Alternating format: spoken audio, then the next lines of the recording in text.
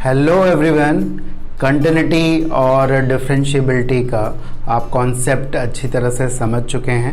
किसी एक particular point पे कंटिन्यूस है या नहीं है, फंक्शन कैसे देखते हैं, प्लस डिफरेंशिएबिलिटी को भी हम किस तरह से देखते हैं, ये भी हम बहुत क्लियर कर चुके हैं पिछले 2 शॉर्ट्स में।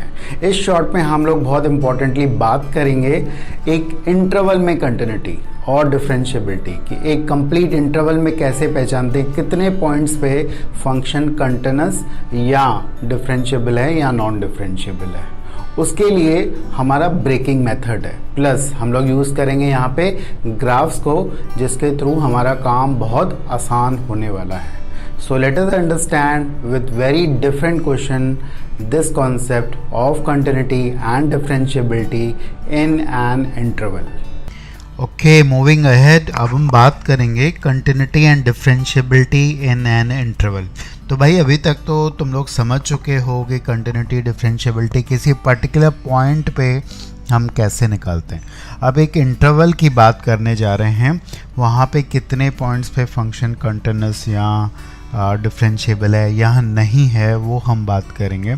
उस केस में हमें पूरे फंक्शन को पार्ट्स में ब्रेक करना पड़ता है। खासकर ऐसे फंक्शंस की यहाँ पे बात होने वाली है जो कि स्टेप वाइज डिफाइंड है, ठीक है, जो कि एक इंटरवल में कुछ और हैं, दूसरे इंटरवल में कुछ और हैं, और वो अपनी डेफिनेशन को चेंज करते रहते हैं। अगर हम बहुत बेसिक लेवल पे देखें तो we are taking this function जिसमें कि मैंने लिया है greatest integer of say root x, ठीक है, जहाँ पे इंटरवल हमें दिया हुआ है 0 से लेकर से फॉर एग्जांपल 30 तक दिया हुआ है। अब आपको मालूम है कि ग्रेटेस्ट इंटीजर को हम लोग अगर ब्रेक करें तो किस तरह से ब्रेक करेंगे। हम लोग उसको इंटीजर टू इंटीजर ब्रेक करेंगे। पहले भी हम लोग ये थोड़े बहुत बात कर चुके हैं जब हम ग्रेटेस्ट इंटीजर को पढ़ रहे थे। तो जैसे 0 से लेकर अगर हम 30 तक जा रहे हैं तो इस फंक्शन का जो रेंज है वो लगभग 5 पॉइंट समथिंग तक आएगा। तो आप ये सोचें कि इसके बीच में इंटीजर्स कितने पड़ेंगे। एक पड़ेगा 1, फिर पड़ेगा 2, फिर पड़ेगा 3, फिर पड़ेगा 5, उसके बाद कोई इंटीजर नहीं पड़ेगा। और जहाँ पे अंदर की क्वांटिटी इंटीजर बनती है वहाँ पे ये ब्रेक होता है। तो सबसे पहले 0 से 1 तक अगर चलें तो आपको पता है कि ये क्वांटिटी 0 to 1 जाएगी तो उसका ग्रेटेस्ट इंटीजर 0 हो जाएगा। ये बात आई थिंक आपको क्लियर होगी, यही मेन पॉइंट है। अगेन हमें ये देखना है कि ये अगला इंटीजर किस एक्स के लिए बनेगा। ये अगला इंटीजर बनेगा 4 पे, ठीक है, 4 पे। अच्छा, यहाँ पे 1 को इंक्लूड नहीं करना है, ध्यान दीजिए, 1 को इंक्लूड हमें नहीं करना है। 1 पे एग्जैक्टली 1 होता है और यहाँ पे हमें 4 को भी इंक्लूड नहीं करना है। तो अगला अगर हम ब्रेकिंग करें तो 1 से 4 तक इसकी वैल्यू 1 से 2 जाएगी तो उसका ग्रेटेस्ट इंटीजर 1 जाएगा, बिकॉज एग्जैक्टली 4 पे ये 2 बनता है, ठीक है। इसके बाद हम आगे बढ़ते जाते हैं, हम जा रहे हैं 4 से लेकर 4 पे एग्जैक्टली 2 बनेगा और अगला 9 पे 3 बनेगा। तो अंदर वाली वैल्यू 2 से 3 जाएगी, मतलब अंडर रूट एक्स को देखिए ये 2 से 3 जाएगा तो उसका ग्रेटेस्ट इंटीजर 2 हो जाएगा। लाइकवाइज आप आगे चलेंगे तो ये 9 से 16, 9 to 16, दिस विल बिकम 3। 16 पे ये अंदर की क्वांटिटी 4 बनती है। आगे आप चलोगे तो 16 से 25 तक हम बात करेंगे, तो 16 से 25 तक ये 4 हो जाएगा। और फाइनली 25 यानी कि 25 से 30 तक इसकी वैल्यू, इसका ग्रेटेस्ट इंटीजर 5 होगा। तो इस तरह से ये फंक्शन जो हो गया स्टेप वाइज हो गया। अब इसमें बहुत इजी है, ग्राफ भी बनाने की ज़रूरत नहीं है। सिंपली आप देख सकते हो कि अगर मैं चेक करूँगा तो कहाँ कहाँ पे चेक करूँगा। आई विल चेक एट जहाँ पे ये ब्रेक हो रहा है, तो पहले चेकिंग होगी 1 पे। अब देखिए 1 के लेफ़्ट में वैल्यू 0 आएगी, 1 के राइट में वैल्यू 1 आएगी, यानी कि 1 पे फंक्शन डिसकंटिन्यूस है। इसी तरह 4 पे लेफ़्ट में वैल्यू कितनी आएगी, 1 आएगी। 4 के राइट में देखिए तो वैल्यू 2 आएगी, 4 के बाद फंक्शन 2 है तो 4 पे डिसकंटिन्यूस होगा। ऐसे ही 9 पे होगा, 16 पे, 25 पे, ठीक है। ये पॉइंट्स जो हैं वो डिसकंटिन्यूटी के हैं। 30 पे नहीं होगा, बिकॉज 30 के लेफ़्ट में भी वैल्यू 5 है और 30 पर भी वैल्यू 5 है। 30 के बाद हमें देखना नहीं है। तो ये पॉइंट्स हैं हमारे डिसकंटिन्यूटी के। और यही डेफिनेटली नॉन डिफरेंशिएबिलिटी के होंगे।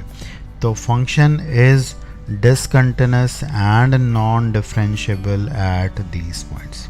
तो इस तरह से आप किसी इंटरवल में बात कर रहे हैं, ये सबसे पहले मैंने बेसिक फंक्शन बताया है और इसी में हम आगे बढ़ने वाले हैं।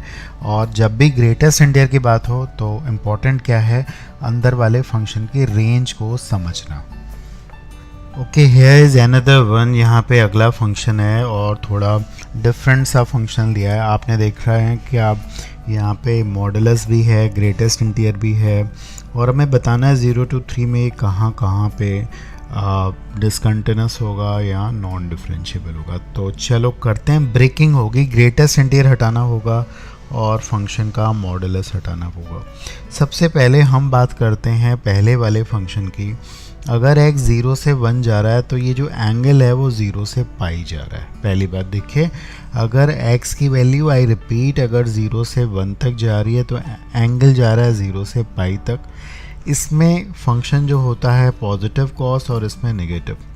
एग्जैक्टली 0 पे फंक्शन की वैल्यू 1 होती है। तो सबसे पहली ब्रेकिंग होगी 0 पे, ग्रेटेस्ट इंटीजर 1 हो जाएगा। लेकिन जैसे ही मैं 0 से 90 चलूँगा, मतलब 0 से हाफ चलूँगा, अगर आप वैल्यू 0 से हाफ रखोगे यहाँ पे तो ये एंगल 0 से π/2 तक जाएगा। हम यहाँ पे 1/2 को भी इंक्लूड कर रहे हैं। तो जब एंगल 0 से 90 जाता है तो वैल्यू कॉस की जाती है 1 से 0, जिसका ग्रेटेस्ट इंटीजर हो जाता है 0। राइट, सेकेंड क्वाड्रेंट की बात करें 1/2 के बियॉन्ड अगर हम चलेंगे तो ये एंगल 90 से बड़ा हो जाएगा और 1 तक आते आते इसकी वैल्यू जो है वो नेगेटिव -1 तक पहुंचती है, ये आपको मालूम है, जिसका ग्रेटेस्ट इंटीजर -1 हो जाएगा। तो ये पहले पार्ट की हमारी ब्रेकिंग है। अब हम सेकंड पार्ट पे फोकस करते हैं। सेकंड पार्ट में अगेन दो चीज़ों का इम्पोर्टेंस है, दो चीज़ों का महत्व है। एक है मॉड, मॉड के अंदर की क्वांटिटी, और ग्रेटेस्ट इंटीजर के अंदर की क्वांटिटी। ठीक है, हमें जाना है, हमें x की वैल्यू ले जानी है 1 से लेकर 3 तक। ठीक है, एक हमारे लिए क्रूशियल पॉइंट बीच में मिलेगा हमें 3/2। ठीक है, 3/2 हमें मिलेगा। और अगेन ग्रेटेस्ट इंटीजर के लिए देखें तो 1 पे इसकी वैल्यू -1 है। ठीक है, और 3 पे वैल्यू इसकी तुम्हारी कितनी है, 3 पे इसकी वैल्यू है डेफिनेटली 1। तो ये भी इंटीजर कहाँ कहाँ बनेगा वो भी आपके पॉइंट्स होंगे जहाँ पे आपको ध्यान में रखना होगा। तो ये इंटीजर पे ही बनेगा। तो सबसे पहले 1 से लेकर देखें तो 2 एक बीच में इंटीजर पड़ेगा जहाँ पे इसकी ब्रेकिंग होगी। तो अब आपको कुछ कुछ समझ में आ रहा होगा। 2 का प्रोडक्ट है तो देखने वाले हैं। अब हम सबसे पहले जाएंगे 1 से स्टार्ट कर रहे हैं हम लोग 3/2 तक। तो जब आप 1 से 3/2 तक जा रहे हो तो आपको ये समझ में आना चाहिए कि ये मॉड के अंदर की क्वांटिटी नेगेटिव होगी तो ये नेगेटिव साइन के साथ होगी। एक तो बात ये हो गई। और दूसरा इसकी अगर हम बात करें तो इसकी वैल्यू 1 पे -1 है और 3/2 पे भी -1/2 है। तो इसका ग्रेटेस्ट इंटीजर भी -1 होगा। तो अब आप कुल मिला के सोचो कि ये पहले वाला क्वांटिटी नेगेटिव खुली और इसका ग्रेटेस्ट इंटीजर -1, तो ये तुम्हारा आ गया इतना ही। ठीक है, इस तरह से ब्रेकिंग हमने की है। चाहो तो 3/2 को आप इधर इंक्लूड कर सकते हो, कोई फ़र्क नहीं पड़ेगा। अगला मैं ब्रेक कर रहा हूँ कहाँ से, 3/2 से लेकर 2 तक। 2 हमारा अगला पॉइंट।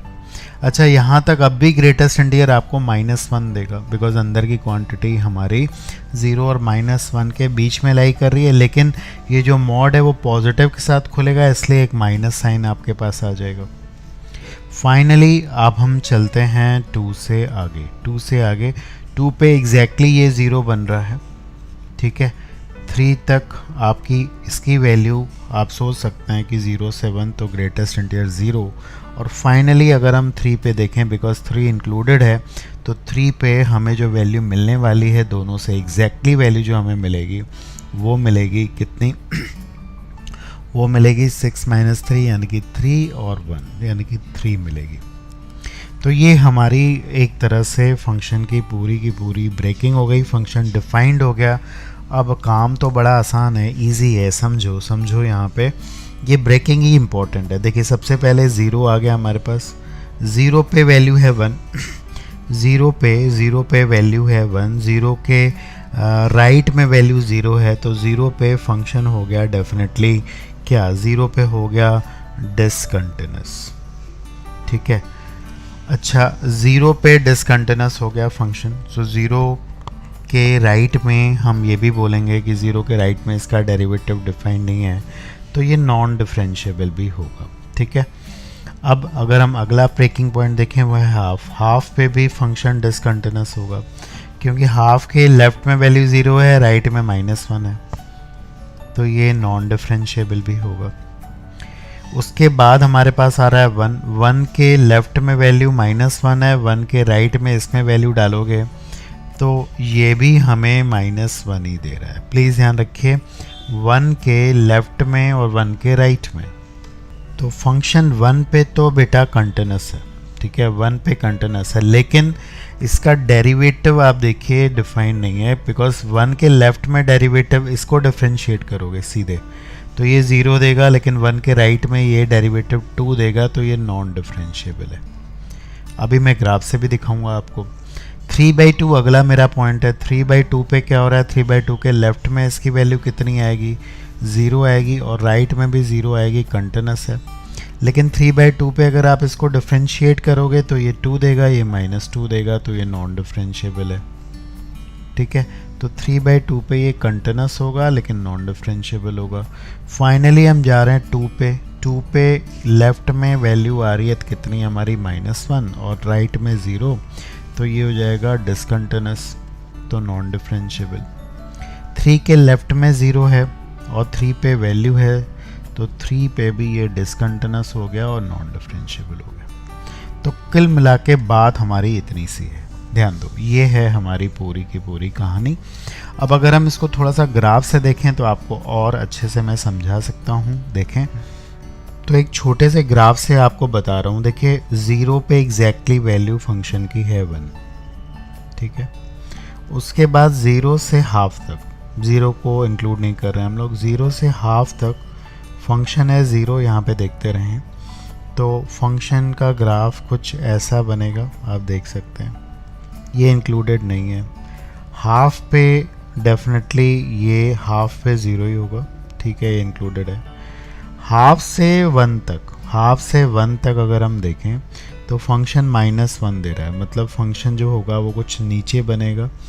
ठीक है, यहाँ पे थोड़ा हम देखें, थोड़ा सा यहाँ पे आप एडजस्ट करो, ये -1 होगा। ठीक है, उसके बाद अगर हम 1 से आगे की कहानी देखें तो 1 से 3/2 तक ये एक स्ट्रेट लाइन है, तो 1 पे एग्जैक्टली देखिए इसकी वैल्यू -1 ही बन रही है 1 पे, और 3/2 पे ये एग्जैक्टली क्या बन रहा है, 0 बन रहा है। तो कुछ ऐसा होगा, कुछ ऐसी कहानी होगी। यहाँ पे लाइन जो आएगी हमारे पास वो ऐसी आएगी। ठीक है, उसके बाद आप देखिए 3/2 से 2 तक ये दूसरी लाइन आ गई, तो 3/2 पे एग्जैक्टली अगेन वैल्यू 0 है और 2 पे इसकी वैल्यू अगेन -1 है, तो कुछ ऐसा कर्व बनेगा। 2 हमारा यहाँ पे आ गया, 2 पे एग्जैक्टली वैल्यू वापस से ये 0 दे रहा है, ये है। ठीक है, और फिर 2 से 3 तक, 2 से 3 तक ये 0 ही बन रहा है एग्जैक्टली ऐसे, और 3 पे वापस जाके इसकी वैल्यू 3 हो जा रही है।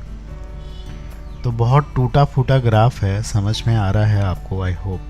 तो अगर इसको बारीकी से आप देखें, हर एक चीज़ इसकी देखेंगे तो आपको समझ में आएगा कि ये पहला डिसकंटिन्यूटी का पॉइंट है, ये दूसरा है टूटा है फंक्शन, ये तीसरा है और ये चौथा है।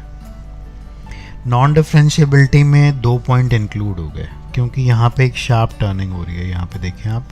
ठीक है, 3/2 पे ये शार्प टर्न हो रहा है और यहाँ भी शार्प टर्न हो रहा है।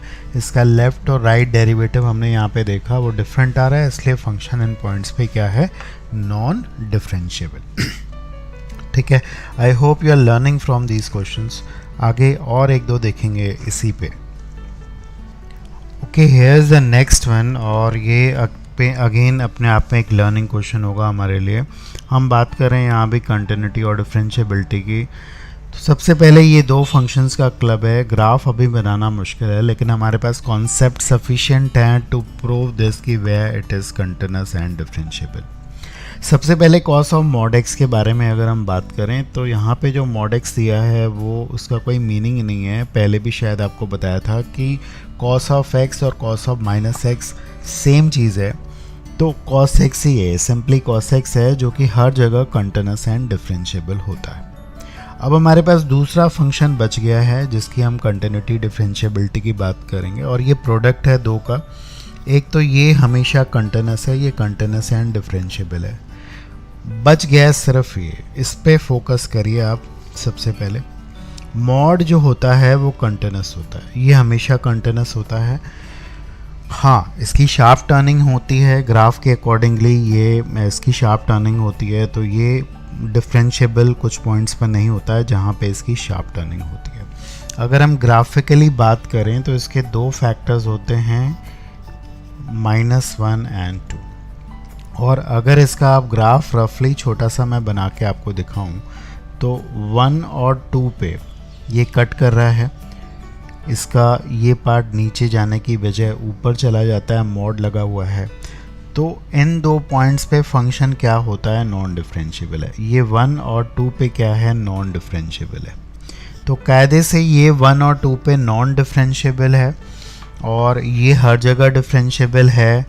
तो हमारे कॉन्सेप्ट के हिसाब से अगर दो फंक्शंस हैं, एक डिफरेंशिएबल है दूसरा नॉन डिफरेंशिएबल है, तो ये भी नॉन डिफरेंशिएबल होना चाहिए। कहाँ पे, 1 और 2 पे। कंटिन्यूअस तो हर जगह है पूरा फंक्शन, ये दिक्कत नहीं है, लेकिन यहाँ पे ये आईडी का आया हुआ क्वेश्चन है और यहाँ पे आ जाता है हमारा एक तरह से एक्सेप्शन आप कह सकते हैं कि ये 1 पे कंटिन्यूअस हो जाता है। उसका रीज़न क्या है आपको बता दूँ। उसका रीज़न है सबसे बड़ा, चलो पहले इस पे फोकस करते हैं। ये मेरा फंक्शन है, ठीक है, हमें इसकी डिफरेंशिएबिलिटी चेक करनी है 1 और 2 पे, इसको हम gx मान लेते हैं, ठीक है, बिकॉज दूसरा फंक्शन तो कंटिन्यूअस और डिफरेंशिएबल है ही। तो ज़रा यहाँ पे प्रॉपरली ध्यान दीजिए। देखिए इसके दो फैक्टर्स हैं, एक है x-1 और एक है x-2। अगर हम इसको ओपन करें 1 और 2 पे, इसके आसपास सबसे पहले मैं ओपन कर रहा हूँ <1 के लिए। <1 के लिए ये हमारा किस साइन के साथ खुलेगा, पॉजिटिव, और ये तो है ही है। इन सबको मिला के हमारे पास कुछ ऐसी क्वांटिटी आ रही है, ठीक है। तो ये <1 के लिए।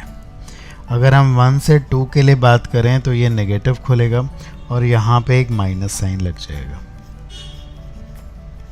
अच्छा, अगर 2 के बाद की बात करें तो फिर ये पॉजिटिव है, तो ये पॉजिटिव खुलेगा, तो 2 के बाद भी ये कुछ ऐसा ही खुलेगा, तो कोई दिक्कत नहीं है। तो फंक्शन दो स्टेप में खुला है, मॉड एक बार पॉजिटिव खुला है, एक बार नेगेटिव खुला है। अब जब हम चेक करेंगे 1 पे खासकर 1 पे, क्यों, बिकॉज 1 यहाँ से एक और रिपीटेड फैक्टर है, यही वजह है। अब आपको समझ में आएगा, 1 एज अ फैक्टर यहाँ से भी आ रहा है, यहाँ से भी आ रहा है, और इसके कारण ये डिफरेंशिएबल हो जाता है 1 पे। वैसे नहीं होता, बट इसके कारण देखिए क्या होगा जब आप इसका लेफ्ट हैंड डेरिवेटिव देखेंगे 1 पे, यानी कि इसको डिफरेंशिएट करेंगे। इसको मैं पहले ठीक से लिख देता हूँ, x-1 इसका रिपीटेड फैक्टर है। जब आप इसको डिफरेंशिएट करेंगे प्रोडक्ट रूल से, इसका डेरिवेटिव 1, अगेन सेकेंड का डेरिवेटिव करते हैं, ये आएगा हमारे पास, और फिर थर्ड का डेरिवेटिव x-2 का करेंगे तो हमारे पास ये आएगा। तो ये तुम्हारा डेरिवेटिव है। अब अगर x को 1 पुट करोगे तो ये भी 0, ये भी 0, ये भी 0, तो पूरा डेरिवेटिव जो आएगा वो 0 आ जाएगा। और ये इसलिए हो रहा है बिकॉज x-1 ख़त्म ही नहीं हो रहा है कहीं पे, हमेशा हर जगह पे आ रहा है x-1। अब अगर इसका राइट हैंड डेरिवेटिव भी करेंगे, देखिए एक्सप्रेशन सेम है, सिर्फ माइनस साइन लगा हुआ है, मतलब इन सब पे एक माइनस साइन अटैच हो जाएगा यहाँ पे, ठीक है। तो माइनस साइन अटैच होके भी जब आप x को 1 पुट करोगे तब भी इसका डेरिवेटिव 0 आएगा। तो सिर्फ माइनस का ही फ़र्क पड़ा, लेकिन 0 आ गया। वैल्यू 0 आ रही है, और 0 क्यों आ रही है प्लीज़ समझिए। ऐसा S2 पे नहीं होगा, 2 पे हमने बोला ये नॉन डिफरेंशिएबल है और अब भी रहेगा, बिकॉज जब आप डिफरेंशिएट करके 2 के लेफ्ट में इसको करोगे ये और 2 के राइट में ये, तो 2 पे आपका डेरिवेटिव एक पॉजिटिव आएगा, नेगेटिव भी आएगा, क्योंकि 2 रिपीटेड फैक्टर नहीं है x-2, वो ख़त्म हो जा रहा है, इस टर्म में ख़त्म हो जा रहा है। तो जब आप इसमें 2 डालने पर ये दोनों तो ज़ीरो देंगे, बट ये ज़ीरो नहीं देगा, जिसकी वजह से एक बार साइन प्लस आएगा, एक बार माइनस आएगा, और लेफ्ट हैंड और राइट हैंड डेरिवेटिव इसके अलग अलग हो जाएंगे। ठीक है, so please understand, get this concept straight, it is only non-differentiable at x equal to 2. So please do remember this as an exception, as a concept. Okay, finally we are going to see the graphical approach to find the continuity and differentiability. You know it well that when there is a sharp turning, when there is a discontinuity, when there is a vertical tangent, the function is definitely not differentiable. तो वही सारे points को हम यहाँ पे लेकर आ रहे हैं, और यहाँ पे ग्राफ से हम देखेंगे कि अगर ग्राफ आपके पास क्विकली बन जाता है तो किस तरह से फंक्शन आप बता सकते हैं कि वो डिसकंटिन्यूअस या नॉन डिफरेंशिएबल होगा। So let us start with the first function. So सबसे पहले हमने बहुत बेसिक मॉड एक्स को लिया। आप देखिए मॉड एक्स में क्या होता है कि एक शार्प टर्निंग है। ठीक है, आपको पहले बेसिक से बता दूं कि 0 पे फंक्शन नॉन डिफरेंशिएबल है, और वो इसलिए है बिकॉज अगर 0 के आप राइट में एक पॉइंट देखें, यहाँ पे पॉइंट देखें, तो ये देखिए ये डेरिवेटिव 0 के राइट में टेंजेंट का स्लोप जो है वो 1 आएगा, और अगर लेफ़्ट में देखेंगे तो टेंजेंट का स्लोप -1 आएगा। तो शार्प टर्निंग है बिकॉज यहाँ पे tan 135 आ जाएगा। तो ये 0 पे नॉन डिफरेंशिएबल है। अब देखते हैं अगर कुछ चेंजेस करते हैं तो किस तरह से आपकी शिफ्टिंग होती है, और कैसे हम पता कर सकते हैं कि फंक्शन कहाँ कहाँ नॉन डिफरेंशिएबल है। Let's say we have a new function, ये हमारे पास है mod x, फिर 1 सब्ट्रैक्ट हुआ है। आपको मालूम है कि mod x में अगर 1 सब्ट्रैक्ट कर देंगे तो ये फंक्शन पूरा का पूरा नीचे आ जाएगा।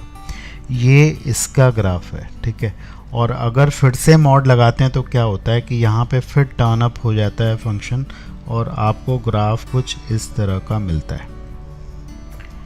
और ये पॉइंट्स भी आप चाहो तो नोट कर सकते हो, जहाँ पे मॉड के अंदर की क्वांटिटी 0 बनेगी, तो आप देख पाएंगे without doing anything we have just got the answer that 3 point ऐसे हैं, एक है हमारा 0 और दूसरा है -1 और 1। ये 3 पॉइंट्स हैं जहाँ पे फंक्शन जो है वो नॉन डिफरेंशिएबल है। So it is non differentiable eight 0, -1 and 1. Moving further, let's have a parabola x square minus 3x plus 2. So you know it's a upward parabola, और 1 और 2 पे ये इसके रूट्स होंगे, यहाँ पे ये कट करता हुआ जाएगा कुछ इस तरह से। अब अगर यहाँ पे हम मॉड लगाते हैं, कहाँ पे मॉड लगाते हैं, अगर आप इस फंक्शन को थोड़ा सा मॉडिफाई करें, अगर आप x पे मॉड लगा दें, अगर सिर्फ x पे मॉड लगे तो क्या होता है, क्या चेंज होता है। आपको मालूम है कि ये फंक्शन एक इवन फंक्शन हो जाता है, सिमेट्रिकल अबाउट y एक्सिस हो जाएगा, और इसकी मिरर इमेज इधर भी बनेगी। So definitely we will have this, ये हमारा ग्राफ बनेगा, और ये बनेंगे -2 and -1। ठीक है, तो ये ग्राफ इसका होगा। और अब आप देख पा रहे हो कि अगर ये फंक्शन की बात करें, ये हर जगह डिफरेंशिएबल था कंटिन्यूस, लेकिन ये जो है ये 0 पे एक शार्प टर्निंग हो रही है, तो 0 पे ये क्या बन गया है, ये नॉन डिफरेंशिएबल बन गया है। अगेन फर्दर मैं अगर इसमें कुछ और चेंज करता हूँ, I am applying modulus just outside the whole function, तो क्या होगा, जो नीचे वाला पार्ट है उसकी बन जाएगी mirror image, and finally we will have this. तो you can check it out है, ऊपर जो पार्ट था वो तो वैसे ही बनेगा, जो नीचे ये वाला पार्ट है आप देख पा रहे हैं ऊपर, तो ऐसा बन जाएगा। ठीक है, there are 2 more sharp turnings है, और लाइकवाइज इन दिस पार्ट जो हमारा लेफ्ट हैंड साइड है, ये वाला पार्ट जो है ये भी ऊपर चला जाएगा। So these in total these are actually 5 points. ठीक है, एक ये था 0 वाला पॉइंट, दूसरा, तीसरा, चौथा और 5वां। तो in total there are 5 points where the function is non differentiable. So graphing is a very effective way to find out the number of non-differentiable or discontinuous points. Okay, let us have another one here. यहाँ पे लिखा है maximum of mod x and 2। इसका meaning तो आप समझ पाते होंगे, अगर नहीं तो आपको डेफिनेटली हम रिपीट करा देते हैं। इसका मतलब ये होता है कि इन दोनों में से जो हमें मैक्सिमम वैल्यू देगा, मतलब अगर हम x को 3 डालेंगे तो हमें ये 3 देगा तो ये 2 देगा, तो x इक्वल टू 3 पे फंक्शन मॉड x बन जाएगा। बट अगर मैं 1 डालूंगा तो ये मुझे 1 देगा और ये मुझे 2 देगा, तो 1 पे फंक्शन 2 हो जाएगा। तो जो हमें बड़ी वैल्यू देगा उसी से हम अपना आउटपुट निकालेंगे। इसी तरह अगर मिनिमम लिखा रहता तो हम उल्टा करते। तो इसका सबसे इजी तरीका ये है कि हम दोनों का ग्राफ बनाते हैं। मॉड x का ग्राफ मैंने बनाया है, मॉड x का, and y is equal to 2 जो कि एक कांस्टेंट फंक्शन है, उसका हमने ग्राफ बना लेना है। अब दोनों इंटरसेक्ट कर रहे होंगे कहीं ना कहीं पे, यहाँ पे कर रहे हैं -2 और 2 पे, अगर आप इक्वल करके देखोगे। अब आपको यहाँ पे समझ में आ रहा है, ग्राफिकली बहुत अच्छे से हम विजुलाइज कर पाएंगे कि if we are putting any value lesser than -2, अगर यहाँ से कोई भी छोटी वैल्यू पुट करते हैं तो ये हमें ज़्यादा वैल्यू दे रहा है और ये हमें कम वैल्यू दे रहा है। तो यहाँ तक, यानी कि इस पॉइंट तक -2 तक इधर से आते हुए हमारा फंक्शन जो आउटपुट देगा वो मॉड x देगा, क्योंकि ये ज़्यादा वैल्यू दे रहा है। किसी भी वैल्यू के लिए, किसी भी इनपुट के लिए हमें ये ज़्यादा वैल्यू दे रहा है। अब इसके बीच में हमें कौन वैल्यू ज़्यादा दे रहा है? इसके बीच में हमें वैल्यू ज़्यादा कौन दे रहा है? -2 से 2 के बीच में हमें 2 ही तो ज़्यादा वैल्यू दे रहा है, तो इसलिए फंक्शन 2 होगा। और उसके बाद अगर हम 2 से बाद की बात करें तो हमें फिर ये ज़्यादा वैल्यू दे रहा है, ये कम वैल्यू दे रहा है। जो नीचे वाला ग्राफ है ये कम वैल्यू दे रहा है। तो अगर हम बात करें तो सीधे तौर पे जो फंक्शन का ग्राफ होगा वो ऊपर वाला ही होगा, नीचे वाला नहीं होगा। That means f(x) will look like this, ठीक है, ये ही f(x) है, ठीक है। तो यहाँ पे हम देख पा रहे हैं कि 2 पॉइंट्स पे शार्प टर्निंग है, तो इन 2 पॉइंट्स पे फंक्शन जो हो जाएगा वो नॉन डिफरेंशिएबल होगा। Okay, finally on graph we can take one more question. यहाँ पे minimum of x minus greatest integer x, ठीक है, that means we have this function. यहाँ पे fractional part of x minus greatest integer definitely fractional part of x है, और दूसरा function हमारा 1/x है। मिनिमम इंटरवल दिया है हमें 0 से 5। तो सबसे पहले तो हम फ्रैक्शनल पार्ट का ग्राफ बना लेते हैं, जो कि बनाना डेफिनेटली ईजी है हमारे लिए। So here is a graph of fractional part of x। आपको मालूम है हम ये 0 से 5 तक बना रहे हैं, ठीक है। तो ये बन गया हमारा 0 से 5 तक।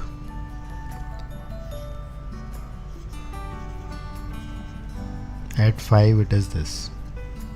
नाउ 1/x, अब इसको थोड़ा सा ध्यान से बनाना आप लोग। 1/x का ग्राफ पता है हमें कैसे बनता है, बट कहाँ से जाएगा? देखिए यहाँ से जाएगा, बट आप चेक करेंगे 1 पे ये ना ऊपर से जाएगा ना नीचे से, बिल्कुल एग्जैक्टली यहाँ से जाएगा, बिकॉज 1 पे इसकी वैल्यू 1 होती है, और उसके बाद ये नीचे जाएगा, राइट।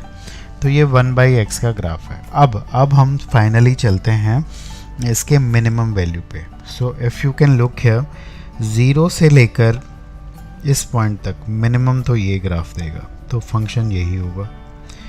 अच्छा, इस पॉइंट पे ये नहीं मिनिमम देगा, ये वाली पॉइंट मिनिमम होगा।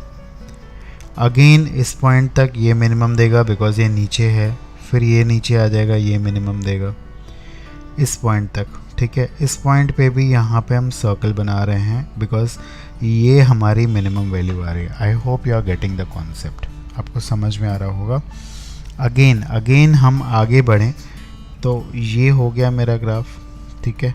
उसके बाद फिर ऐसे चलेगा, फिर यहाँ पे मिनिमम, और फिर वापस से ये आ जाएगा, आप देखिए, फिर ये वाला पार्ट चलेगा, ठीक है। फिर यहाँ तक ऐसा होगा, फिर ये आ जाएगा मिनिमम, फिर ऐसे चलता जाएगा, और यहाँ तक हम बात करें तो ये चीज़ आ जाएगी हमारी मिनिमम, और फिर यहाँ पे 0 आ जाएगा।